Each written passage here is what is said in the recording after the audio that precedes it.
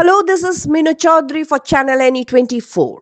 A few days after its relaunch on October 25th, a sudden notice was issued announcing the closure of Prantajyoti newspaper without following any rules or regulations.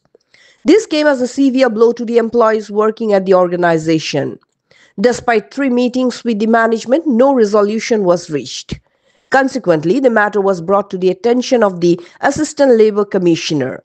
Even after a tripartite meeting was held, no positive outcome was achieved.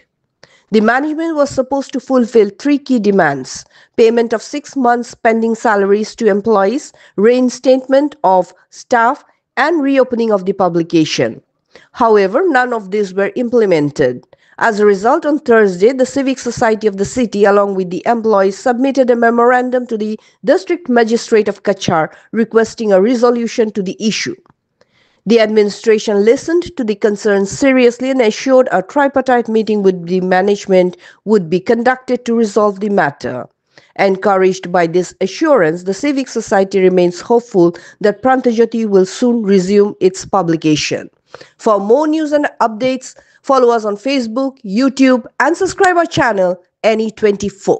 আজও আবার বলছি যে মালিক পক্ষে শুভবুদ্ধির উদয় হোক। আমরা আজকে এখানে কেন জমায়েত হয়েছি?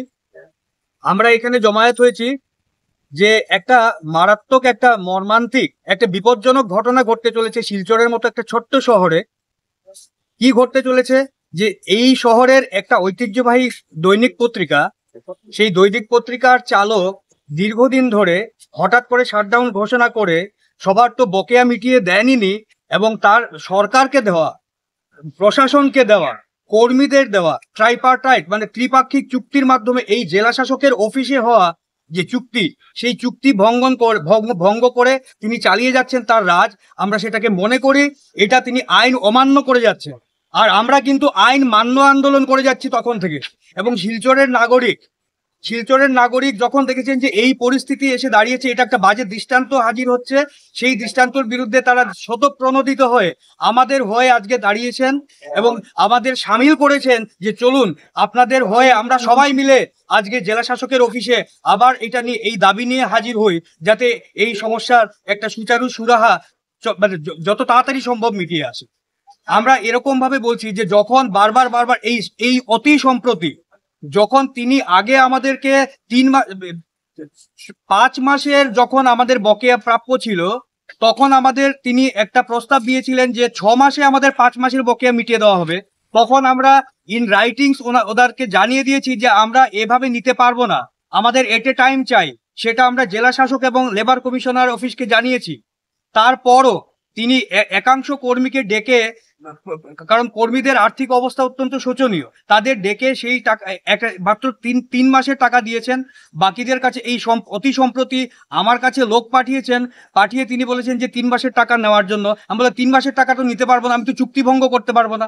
যে চুক্তি সরকারের কাছে হয়েছে, সরকারের চুক্তি আপনি ভঙ্গ করতে পারেন, তো আমি তো কর্মচারী হয়ে চুক্তি ভঙ্গ করতে পারি না। এবং যদি এইভাবে যদি চলে তাহলে হচ্ছে সমস্ত কর্মীদের বিরুদ্ধে আমরা কোনো অবস্থান নিতে পারবো না। আজকে এটা আমাদের কাছে একটা পাল্টা দৃষ্টান্ত হয়ে গেল যে যখন দেখা গেল যে শিলচরের নাগরিকরা এরকম দৃষ্টান্ত যাতে আর হাজির না হয়, আর যাতে আমাদের কোনো জব সিকিউরিটি নেই, আমাদের পিএফ নেই, আমাদের গ্র্যাচুইটি নেই, আমাদের কোনো অ্যাপয়েন্টমেন্ট লেটার নেই। কমপ্লিটলি আমরা মনে করি সমস্ত সংবাদ জগতের ফ্রেটার্নিটি আমাদের এই আন্দোলনে সামিল হওয়া উচিত, আমাদের এই দাবির সঙ্গে সামিল হওয়া উচিত। কেউ চুপ করে বসে থাকলে তার উপরে সেই আঘাত আবার আসবে, বারবার আসবে, কখন আসবে তার কিছু ঠিক নেই। আর সমস্ত চোখ কিন্তু লক্ষ্য করছে যে এই আন্দোলনের গতি প্রকৃতি কোথায় গিয়ে দাঁড়াচ্ছে, কারণ এরা অপেক্ষা করছে যে এরা যদি পরাজিত হয় তাহলে হচ্ছে যে তাদের জন্য একটা ভালো দৃষ্টান্ত হবে, কিন্তু আমাদের সমস্ত শ্রমিক কর্মচারীর জন্য এটা কিন্তু নেগেটিভ দৃষ্টান্ত হবে।